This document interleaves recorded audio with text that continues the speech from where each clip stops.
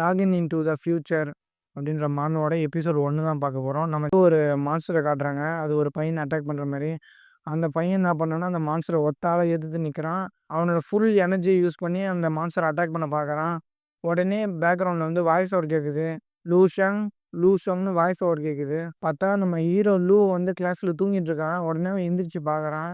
கிளாஸே அவன் தூங்குறத பார்த்துட்டு சிரிக்கிறாங்க பயங்கரமாக. உடனே லூவோட டீச்சர் வந்து, இன்னும் 200 நாள் தான் இருக்குது ஃபைனல் எக்ஸாமுக்கு. நீ என்னடானா எந்த எஃபர்ட்டும் போடுற மாதிரி தெரில. எப்போ பார் தூங்கினே இருக்க. இதே மாதிரி நீ கண்டினியூ பண்ணிட்டு இருந்தனா உன்னால் கன்ஸ்ட்ரக்ஷன் எக்ஸாமில் வந்து பாஸ் பண்ண முடியாது. கன்ஸ்ட்ரக்ஷன் ஒர்க்கராக நீ செலக்ட் ஆகணும்னா உன்னோட ஹெல்த்து ஸ்டேட்டஸும் ஸ்டாண்டர்டும் எவ்வளோ இருக்கணும்னு தெரியுமான்னு சொல்லிட்டு கேட்குறாரு. நம்ம ஹீரோ லூ வந்து, தெரியும் சார். 0.8 ஓடி இருக்கணும். ஆனால் என்னோட பிளட் லெவல் வந்து 0.7 தான் சொல்லிட்டு சொல்கிறான்.